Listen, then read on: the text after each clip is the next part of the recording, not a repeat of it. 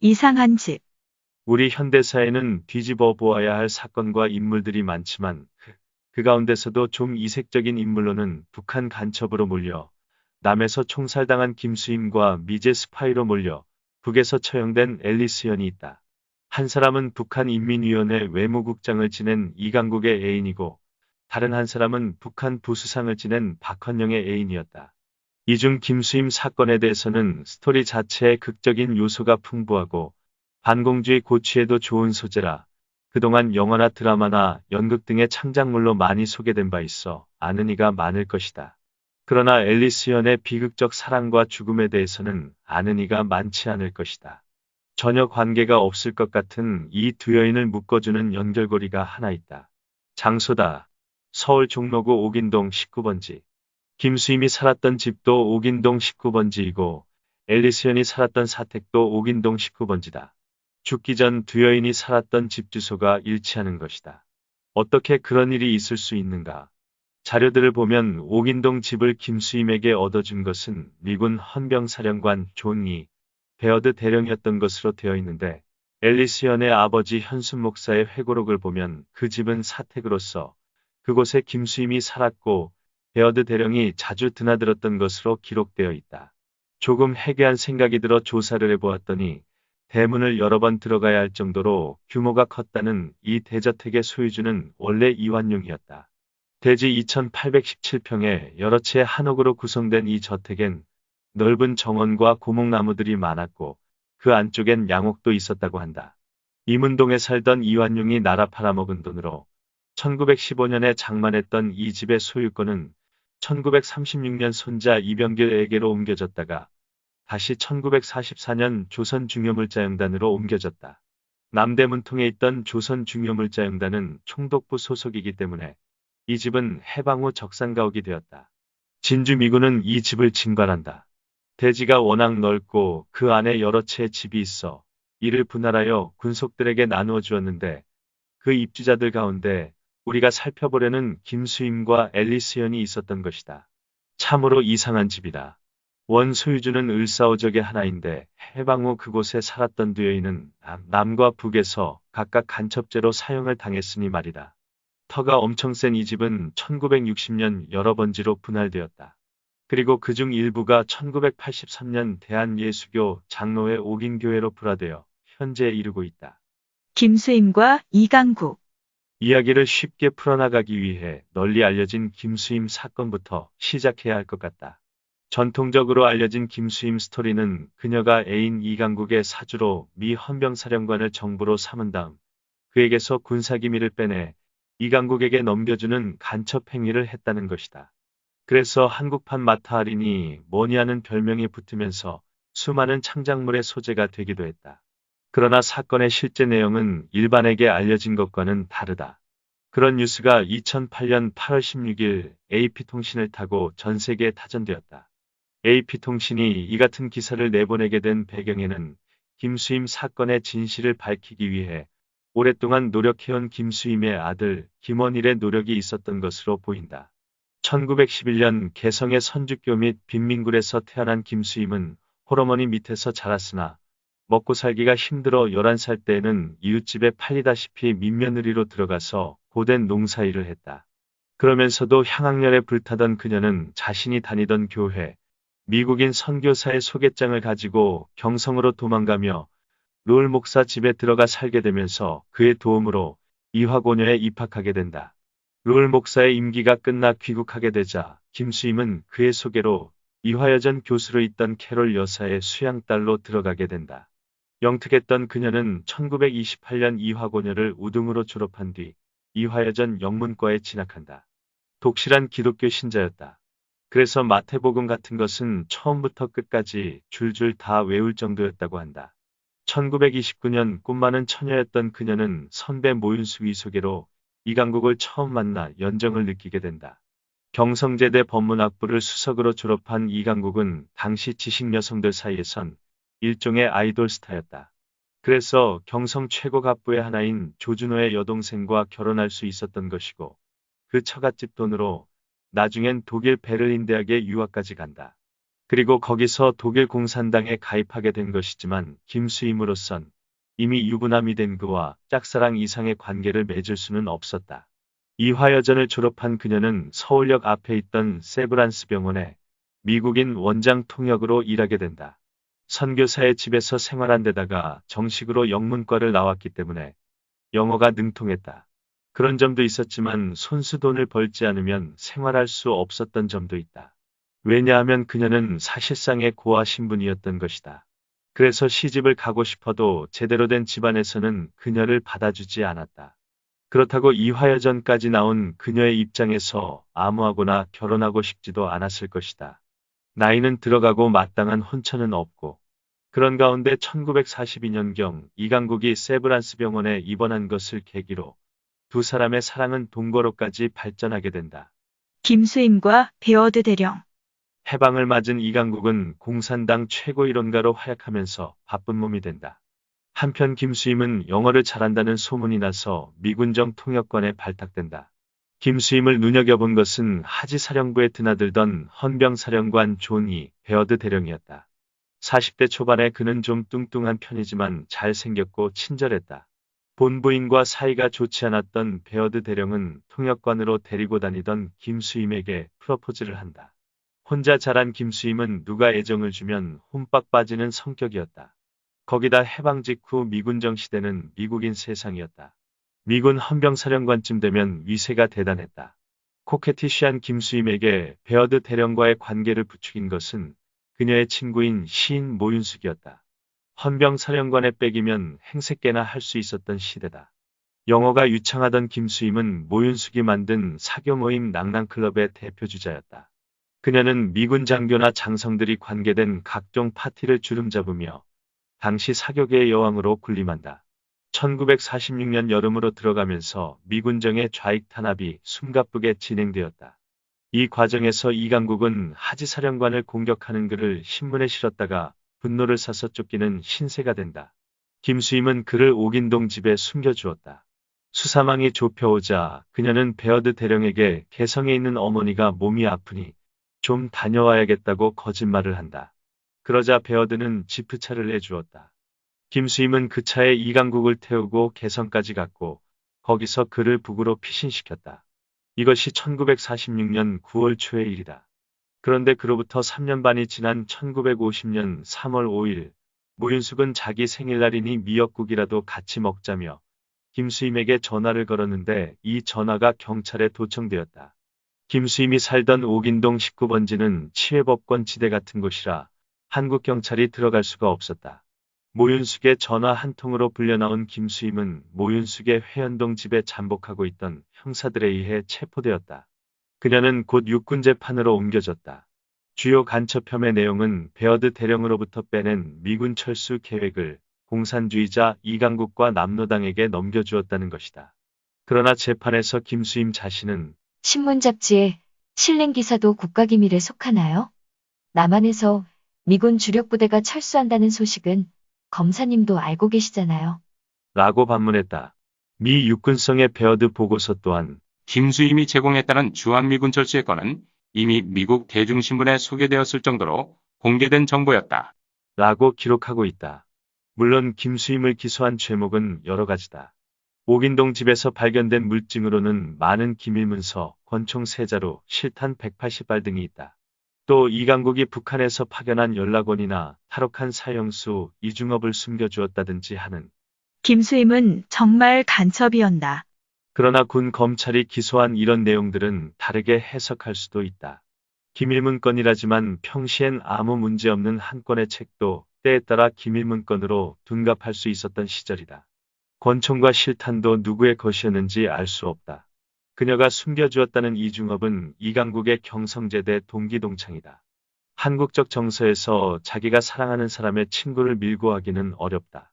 또 워낙 집이 크고 방이 많으니 이강국과 관계된 사람들이 찾아와 잠시 기식하는 것을 물리치기 어려웠을 수도 있다. 이색적인 것은 시인 모윤숙이 이승만 대통령의 허락을 받아 재판정에서 김수임의 개인 변호에 나섰었다는 점이다. 김수임이 공산주의자였거나 그 동조자 혹은 진짜 간첩이었다면 열렬한 반공주의자인 모윤숙이 변호에 나설 수 있었을까? 미 육군성은 1950년 8월 2일부터 김수임의 자백 및 재판 기록을 토대로 베어드 대령의 관련 여부를 조사했다. 베어드 보고서의 결론은 당시 베어드 대령은 미군에 대한 비밀 정보를 알 수 있는 위치에 있지 않았고 김수임은 남한 정부의 고문에 의한 희생자일 가능성이 크다. 라는 것이었다.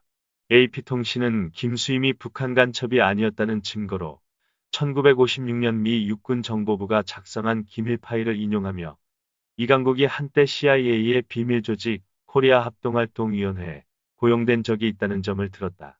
그러나 해방전국의 미군 자료를 많이 들여다본 나로서는 그 점을 이렇게 해석한다.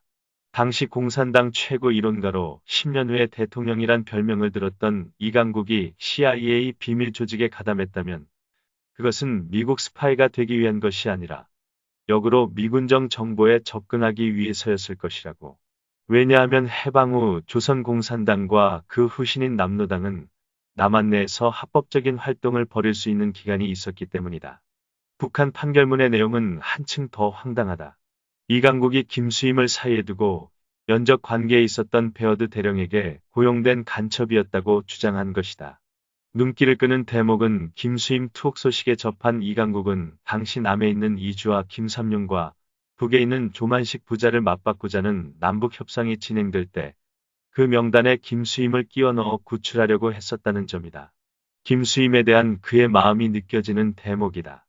김수임을 접한 사람들은 기독교 신자의 영어 잘하고 화려한 것을 좋아했던 그녀가 결코 공산주의 같은 것에 동조할 성격이 못 되었다고 말한다. 이화여 전 9년 후배로 그녀와 가까이 지냈다는 수필가 전숙희도 그 비슷한 내용의 책을 쓴 바 있다. 결국 그녀에겐 식민시대의 최고 엘리트로 얼굴마저 잘생겼던 이강국을 사랑했던 죄밖에 없었다는 것이다. 그녀가 총살당하던 1950년 6월 15일은 베어드와의 사이에서 태어난 아들 김원일이 100일째 되던 날이었다. 혼혈인 그 아들은 자신이 태어난 청량리 위생병원의 수간호사 안기분 부부에게 입양되어 서울에서 살다가 1970년 미국으로 건너가 공부한 뒤 LA에 있는 라시에라 대학의 신학교수가 되었다. 그는 자신의 생모 김수임을 옹호해주지도 않고 공판 3일 전에 서둘러 미국으로 떠난 자신의 생부 베어드 대령을 여기저기 수소문한 끝에 1980년 로드아일랜드의 한 요양원에서 만났다. 그러나 당년 90세의 생부는 김수임과의 사이에 아들이 있다는 사실을 인정하지 않은 채 다음에 사망했다고 한다. 비정을 느끼게 하는 결말이다. 최초의 미국 시민권자 앨리스 현. 김수임과 같은 주소에 살았던 앨리스 현의 이야기는 그 아버지 현순 목사로부터 시작하는 게 좋을 것 같다.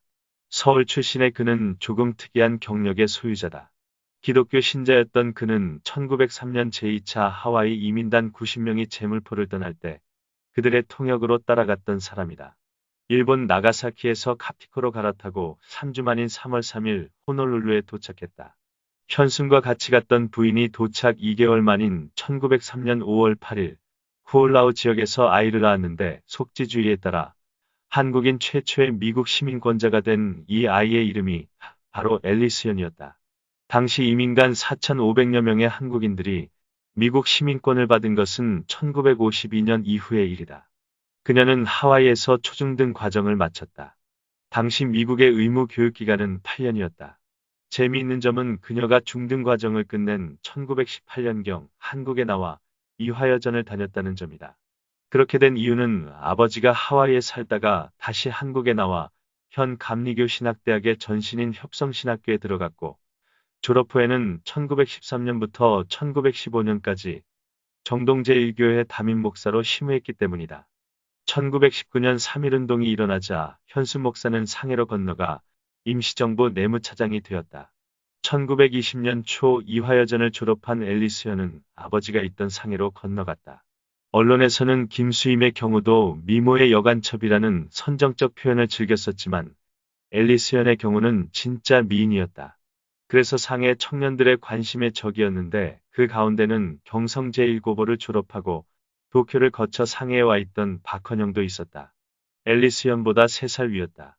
그는 미국인 목사 찰스 A. 클라크 목사가 심우하던 승동교회에 다니면서 문학동인지의 미국 시인 로버트 로웰과 월트 휘트먼의 영시를 번역하여 발표했다. 이 무렵에 박헌영은 문학 청년의 면모를 보이기도 했다. 그리고 상해에 도착해서는 상해 조선인화 EMCA 부설 강습소에 다니며 영어를 열심히 공부했다. 미국 유학을 가기 위해서였다. 앨리스연을 만난 것은 이 무렵의 일이다. 당시 국제도시인 상해 인구는 200만이었지만 그곳에 사는 조선인은 800명 미만이었다. 따라서 누가 오면 금세 소문이 났다. 두 사람은 서로 사귀는 사이가 되었는데 일설에는 앨리스연 쪽에서 박헌영을 더 좋아했다고 한다. 앨리스연과 박헌영. 젊은 시절의 박헌영은 의외로 매력적인 데가 있는 인물이었던 모양이다. 조금 뒤의 일이기는 하지만 박헌영의 경성제 일고보동창 시문이 쓴 첫 장편소설 동방의 애인 주인공이 바로 박헌영이었다는 것. 그리고 한때 국민 애창곡으로 불리던 김정구의 눈물 젖은 두만강에 나오는 그리운 내님의 모델이 박헌영이었다는 것 등에 의해 그런 점을 짚어볼 수 있다. 그러나 1921년 봄 소련 교포 김만겸에게 포섭되어 고려공산당에 입당한 박헌영은 산하의 고려공산 청년동맹 책임비서가 되면서 그의 가을 허정숙의 소개로 주세죽을 만나게 된다. 조선의 로자 룩셈부르크라고 불렸던 그녀는 본래 피아노를 공부하러 상해에 왔다가 허정숙, 고명자와 함께 마르크스 거를 지향하는 이른바 붉은 연애의 주인공이 된 인물이다. 박헌영은 앨리스연 대신에 혁명동지적 관계를 지향하는 주세죽을 택한다. 그의 주세죽과 상해에서 결혼했다는 자료도 있고 1922년 서울에서 결혼했다는 자료도 있다. 박헌영은 원동 피아박자 대회에 참가하고 상해로 돌아온 직후인 1922년 3월 고려공산당의 지시로 공청원인 김단야, 임원근과 함께 국내 침투를 위해 상해를 떠난다. 이렇게 하여 박헌영과 물리적으로 떨어지게 된 앨리스연은 1926년 상해에서 의사 정모 씨와 결혼하여 다음에 아들 웰링턴 정을 낳는다. 그러나 부부 사이가 원만치 못해 곧 이혼하고 1929년 미국으로 돌아갔다.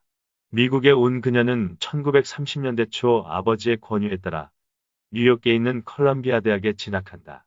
졸업 후에는 미국 내 분여운동에 가담했다는 기록이 있고 2차 대전이 터지면서부터는 미군 보도부원이 되었다는 기록이 있다. 계급은 육군 중위였다.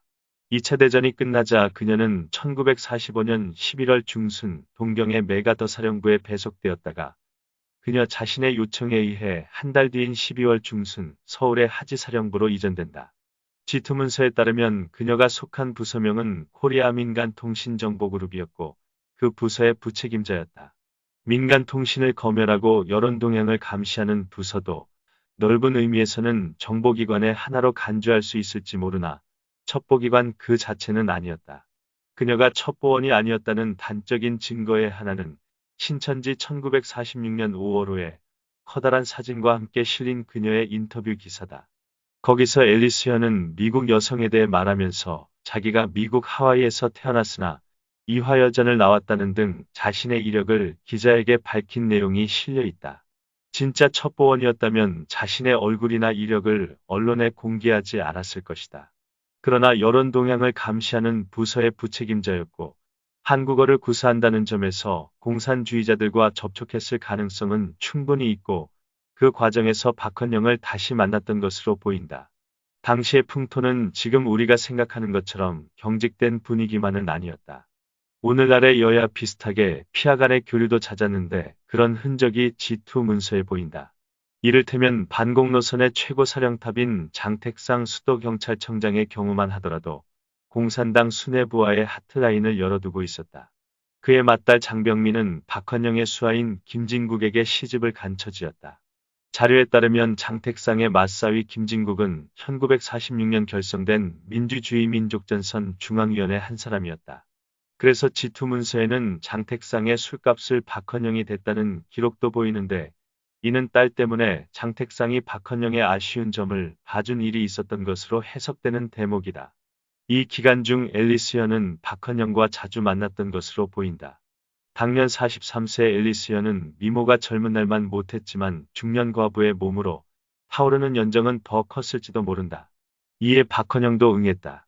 그는 주세죽과의 사이에 비비안나라는 딸을 낳았으나 1934년 아내가 친구인 김다냐와 눈이 맞아 모스크바에서 재혼했다는 소식을 듣고 1939년 출국한 뒤로는 비밀 아지트의 키퍼였던 정순년과 살림을 차리고 1941년 아들 박병삼을 낳았다. 그러나 지하조직 경성콩그룹이 발각되는 바람에 전남 광주로 피신했다가 해방을 맞은 뒤로는 혼자 살았다. 프라하로 간 앨리스현. 앨리스현은 하지 사령부가 있던 반도 호텔에 근무했다. 따라서 같은 곳에 드나들던 베어드 대령과 그 통역관 김수임을 만나지 않을 수 없었을 것이다. 더구나 베어드 대령이 옥인동 19번지의 사택을 김수임에게 얻어준 뒤로는 거처마저 같은 곳이었으니 말이다. 더구나 두 사람은 이화여전 선후배 사이이기도 했다. 운명의 두 여인에게 허락된 달콤한 시간은 1946년 9월 초까지였다. 미군정은 박헌영 비판의 조봉암 서신 공개, 조선 정판사 위패 사건, 좌익신문사 정간 등을 통해 좌파를 조이기 시작하더니 그해 9월 초에는 공산당 최고 간부를 체포할 것이라는 극비 정보가 공산당 내부로 흘러들었다. 이에 이강국은 김수임의 도움으로 개성을 거쳐 월북하는 루트를 택했고 박헌영은 9월 5일경 영구차의 관속에 들어누워 강원도 루트를 거쳐 월북했다. 그들이 피신하고 난 지 이틀 후인 9월 7일 미군정은 박헌영, 이강국, 이주와 체포령을 발표했다. 이후 남북 간의 복잡한 정치 과정이 전개되다가 그 결론은 1948년 8월 15일 남한 정권이 수립되고 20여일 뒤인 그해 9월 9일 북한 정권이 수립되는 것으로 나타난다. 월북한 박헌영은 북한의 부수상, 이강국은 외교국장이 되었다. 한편 대한민국 정부의 수립과 함께 미군정이 해체되면서 김수임은 일을 그만두고 가정부인으로 집에 들어앉았다. 그리고 미 제24군단에 속해 있던 앨리스현은 1948년 8월 말경 미국으로 돌아갔다. 그런데 미국에 간 그녀가 1949년 1월 돌연 체코의 수도 프라하로 건너간다. 동행자는 이삼인 목사였다. 그들이 프라하로 간 이유는 그곳에 한오수라는 사람이 있었기 때문이다. 이삼인 목사는 1947년 4월부터 정세 보고서를 한오수에게 보냈다. 그러면 한오수가 그 보고서를 북한에 전달했다. 당초 한오수를 이삼인 목사에게 소개한 것은 박사 공부를 하느라고 체코를 드나들던 선우학원이었다. 프라하에 도착한 두 사람은 체코 정부에 북한 망명을 요청한다. 그러나 체코 수사기관은 정치적 동기가 분명치 않은데 망명을 요청한 그들을 의심했다. 특히 부모의 고향이 북한이라고 주장했는데 이삼인 목사는 평안도 출신이지만 앨리스현은 미국 하와이 출신이었다. 앨리스현은 부모의 고향이 이북이라고 번복 진술했으나 이 역시 허위로 판명나자 체코 수사기관은 이들을 억류한 뒤 북한 정부에 알렸다. 그러자 북한 내무성에서는 그들의 망명을 받아들일 수 없다는 통보를 보냈다. 이러느라고 서너 달이 소비되었다. 난감한 이들에게 도움의 손길을 뻗친 것은 앨리스현의 애인 박헌영이었다. 당시 북한 부수상이었던 그는 내무성의 불어방침을 뒤집고 그들에게 입국사증을 내주도록 지시했다. 이렇게 하여 그들이 북한에 들어간 것은 1949년 5월경이었다. 평양에 도착한 앨리스현은 박헌영의 배려로 조선중앙통신사 번역부장 이삼인 목사의 경우는 조국전선 중앙위원회 조사연구부 부부장 자리를 얻게 된다. 앨리스현은 박헌영의 특명으로 다시 외무성 조사보도국에서 일하게 된다. 두 사람은 박헌영의 비호를 받으며 약 10개월간 평양 생활을 해나갔다. 그러나 정체를 의심하는 내무성의 감시와 검열이 압박을 가해오자 점점 견딜 수 없게 된 그들은 그런 심경을 토로하며 다시 돌아가고 싶다는 편지를 프라하의 한오수에게 보내곤 했는데 이 편지들은 내무성 검열에 걸려 모두 압수되었고 나중에 외부와 간첩 활동을 한 증거물로 채택된다. 마침내 앨리스현은 유럽으로 나갈 결심을 하고 당국에 출국 신청을 한다. 박헌영에게 이미 재혼한 율레나라는 젊은 부인이 있다는 것도 그런 결심을 한 동기의 하나였을 것이다. 그러자 내무성은 출국 불가를 통보한다. 이들에게 다시 도움의 손길을 준 것은 박헌영이었다. 그는 외무성에 지시하여 출국 허가를 내주게 한다. 그러나 이것이 함정이었다. 1950년 3월 앨리스현과 이삼인 목사는 모스크바로 날아갔다. 그리고 비행기를 갈아타기 위해 모스크바 공항에 내렸을 때 북한 내무성에서 파견한 안전궁 요원들이 덮쳤다. 그들은 앨리스현의 짐에서 무슨 서류가 나오자 그것이 인민군에 관계된 비밀자료라면서 간첩 혐의로 체포했다. 평양으로 압송된 앨리스연은 박헌영의 영향력 때문이었던지 당장 투옥되지는 않았다. 기록에 보면 앨리스연은 1950년 7월 전후 두 차례에 걸쳐 이강국을 그의 평양 집에서 만나 대책을 강구했다고 한다.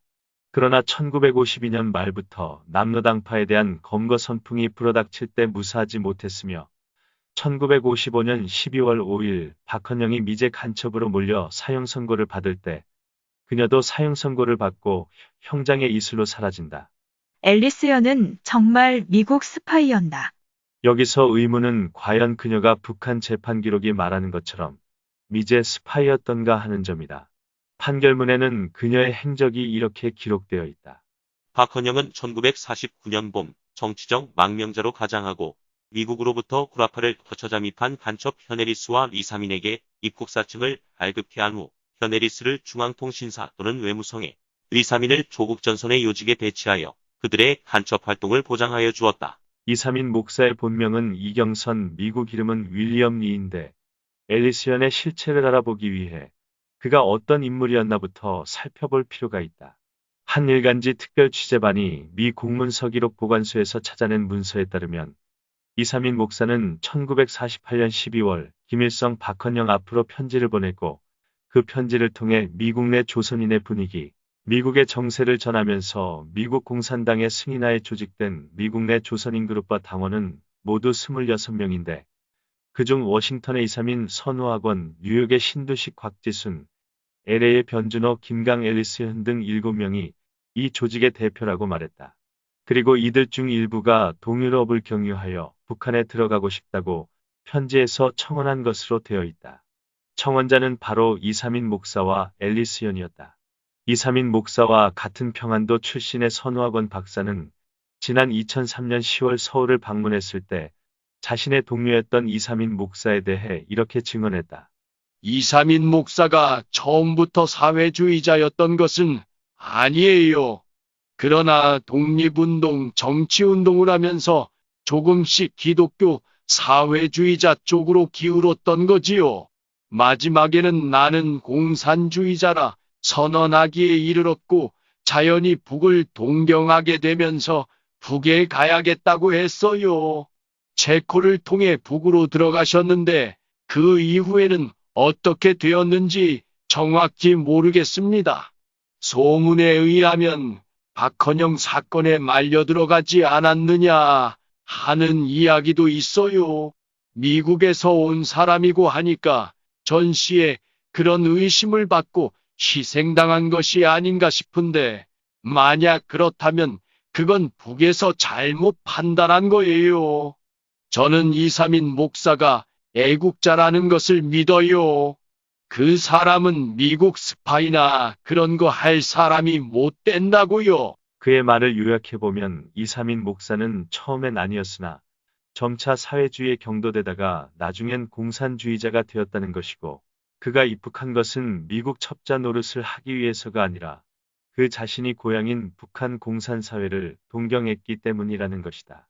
그렇다면 앨리스연은 왜 그와 동행했던 것일까? 서울신문은 이삼인 목사와 앨리스연이 부부였던 것으로 보도했으나 두 사람은 부부가 아니었다. 북한 판결문에 따르면 앨리스연은 1948년 6월 입국 의사를 적은 편지를 서득은을 통해 박헌영에게 보낸 것으로 되어 있는데 그 점은 사실이었을 것이다. 그녀는 이제 2달 후 대한민국 정부의 수립과 함께 미군정이 해체되면 미국으로 돌아가야 할 처지였다. 그래서 일이 끝나면 애인을 만나보고 싶다는 생각에 그런 편지를 보냈던 것 같다.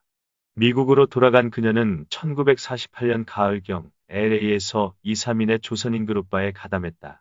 그리고 동유럽을 경유하여 북한에 들어가기 원한다는 청원을 이삼인 선우학원이 공동 작성한 편지를 통해 김일성 박헌영에게 알렸다.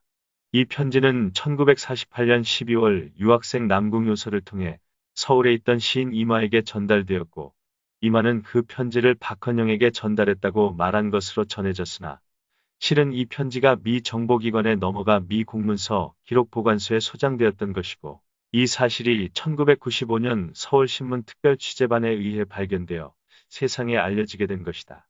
김일성 박헌영 앞으로 보낸 편지가 미국 정보기관에 흘러들어간 것으로 미루어 신문은 박헌영의 미국 첩자설이 맞을지도 모른다는 의혹을 제기했다.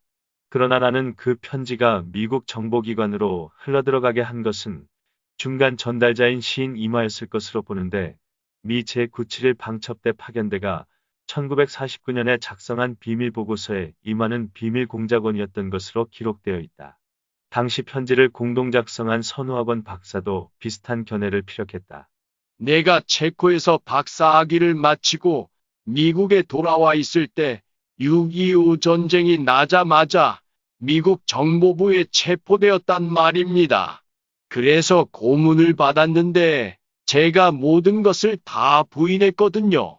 그랬더니 그들이 내가 북의 스파이라는 증거가 있다면서 그 편지를 보여주는 거예요. 이마에게 의심을 둘 수도 있지요. 저는 그래 편지 보낸 것은 긍정했지요. 분명 내 이름으로 서명해서 보냈다. 하지만 회답을 받지는 못했다. 지령을 받거나 북을 위해 우리가 뭔가 해준 것은 없다고 주장했어요.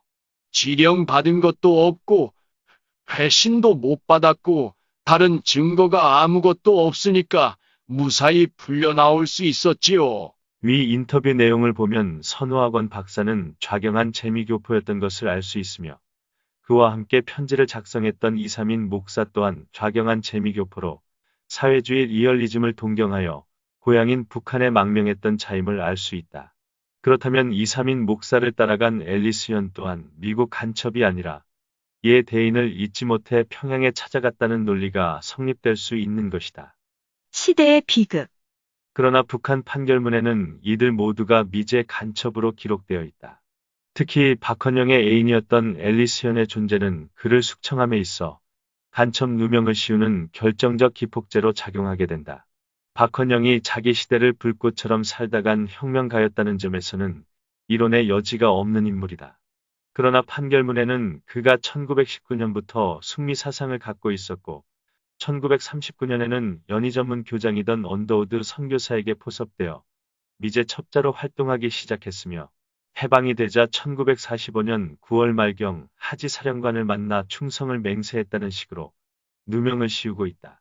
그 후 파업이니 뭐니 하며 박헌영이 남한에서 행한 모든 정치적 행위를 공산 세력을 파괴시키기 위해 미제와 손잡고 벌인 음모였다는 식으로 몰고 간다. 조선의 레닌이 되고자 했던 박헌영이 선교사의 꼬임에 넘어가 미국 앞잡이가 되었다거나 해방 직후 공산당 책임비서로서 의기양양했던 그가 하지사령관 앞에 충성을 맹세했다거나 하는 것은 말도 안 되는 얘기다. 설득력을 확보할 수 없는 이 판결문의 내용 가운데 그나마 힘을 받는 대목이 앨리스 현과 관련된 다음 부분이다. 박헌영은 1948년 6월 서두근의 인편을 통하여 현에리스를 비롯한 미국 정보원을 구라파를 통하여 북조선에 파견하겠으니 그들의 입국과 간첩 활동을 보장하여 주라는 하지의 지령을 접수하고, 하지 사령관이 그런 편지를 보낼 리가 없지만 앨리스 현이 평양에 들어간 것만큼은 사실이었으니까 말이다. 그녀가 미제 간첩이면 그녀를 들어오게 한 박헌영도 간첩이라는 논리가 서는 것이다. 그리고 박헌영이 간첩이면 그 왼팔인 이강국도 오른팔인 이승엽도 그의 측근인 조일명, 이마, 박승원, 배철, 윤순달, 이원조, 백형복, 조용복, 맹종호 등도 모두 미제 간첩으로 몰 수 있는 것이다. 첩보학에서는 어떤 사람이 첩자가 되는 동기를 돈, 이데올로기, 타협, 자아의 네 가지 요소로 파악한다. 이 네 가지 동기의 영어 이니셜을 합쳐 보통 마이스라고 하는데, 박헌영과 그의 측근들의 경우엔 이 마이스에 해당 사항이 발견되지 않는다. 그럼에도 불구하고 모두 미제 간첩으로 몰린 이들은 대체 누구였는가? 남로당의 핵심 세력이었다. 결국 이들에게 씌운 간첩 누명은 김일성이 자신의 경쟁자인 박헌영과 남로당파를 숙청하기 위한 스탈린식 날조였다는 것을 알 수 있다. 이들을 필두로 대숙청에 연루된 남로당파는 모두 5만여 명에 달했다. 김일성은 본래 만주에서의 게릴라 시절에 패배를 자주 겪었고 그 과정을 통해 실패를 유리하게 이용하는 방법을 터득했는데, 한국전쟁에 성공하지 못한 책임을 다른 사람들에게 돌림으로써 자신의 생존을 유지하고 권력을 강화하는 방법의 하나로 박헌영의 남로당파, 소련파, 연안파, 국내파, 빨치산파로 이어지는 일련의 숙청을 단행해 나갔던 것이다. 사랑을 찾아 평양으로 갔던 앨리스여는 바로 그 피비리 내나는 권력투쟁에 하나의 빌미를 제공했다. 그래서 미제 간첩으로 몰려 죽임을 당하는 북한의 희생양이 되었던 것이고, 심화되는 남북 간의 대결하에 반공주의 고치를 위하여 사랑하는 사람의 월북을 도운 김수임은 북한 간첩으로 몰려 죽임을 당하는 남한의 희생양이 되었던 것이다. 시대의 비극이다. 이번 편을 재미있게 읽으셨다면 좋아요와 구독을 눌러주세요. 그리고 고품격 놀이터의 자매편인 고품격 삼국지도 읽어주세요.